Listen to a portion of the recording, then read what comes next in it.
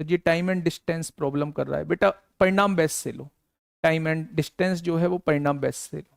Mock में hard आते हैं क्वेश्चन, तो जितने क्वेश्चन बनते हैं उतने कर लिया करो, जो क्वेश्चन नहीं बनते हैं उनके सॉल्यूशन देख लिया करो, या किसी की हेल्प से उन्हें समझ लिया करो।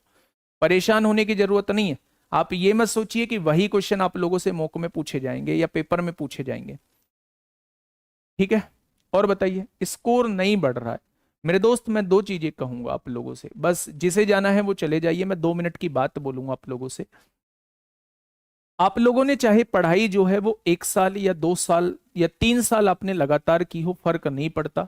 बहुत सारे बच्चों का ये डाउट होगा जी, प्रैक्टिस सेट में तो हम 15 में से 15 कर लेते हैं लेकिन मॉक टेस्ट में नहीं कर पाते हैं। जस्ट उसका रीजन ये है कि मैं प्रैक्टिस सेट में 15 क्वेश्चन के लिए आप लोगों को 1 घंटे का समय दे रहा होता हूं।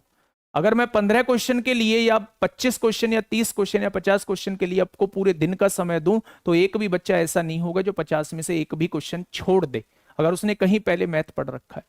बात होती है मेरे दोस्त स्पीड की, तो ये प्रैक्टिस सेट जो है ये कभी भी आपकी स्पीड को नहीं बढ़ाएगा, कभी भी स्पीड को बढ़ाने का काम नहीं करेगा। प्रैक्टिस सेट बस इतना सा काम करता है कि अगर इस टाइप का क्वेश्चन आपको कहीं दिख जाए मेन पेपर में या मॉक में दिख जाए, तो उसका करने का तरीका जो रहता है वो ये रहता है। आपको केवल कॉन्सेप्ट सीखने की तरह से इस प्रैक्टिस सेट को लेना है।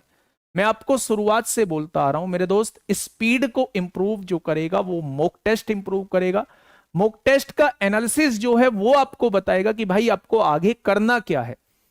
आप इंडिविजुअल मॉक दीजिए, मिक्स मॉक दीजिए, लेकिन मॉक जरूर दीजिए। हमेशा इंप्रूव करने का काम जो करेगा वो मॉक करेगा। जब आपको लगेगा कि डिफरेंट डिफरेंट टाइप के क्वेश्चन, मिसलेनियस क्वेश्चन आपके सामने आएंगे, तो दिमाग खुलेगा मेरे दोस्त। यहां मैं आप लोगों को बहुत सारा टाइम दे रहा होता हूं और यहां बहुत शांति से हम लोग कर रहे होते हैं। अगर मैं यहां भी टारगेट बना के आऊं कि 15 क्वेश्चन मुझे 12-13 मिनट में खत्म करने हैं, तो मैं दोस्त दावे के साथ कह सकता हूं कि आप लोग यहां भी उतना ही एक्चुअल स्कोर कर पाएंगे जितना मॉक टेस्ट में स्कोर कर पाते हैं। इसलिए मेरे दोस्त आप लोग यहां केवल कॉन्सेप्ट सीखने की तरह से कि अगर ये क्वेश्चन पेपर में आया तो इसको करने का तरीका ये है, फिर आपकी समझ में आ गया है, तो मॉक टेस्ट में अगर ऐसा क्वेश्चन दिखाई दे तो उसे उधेड़ देता है।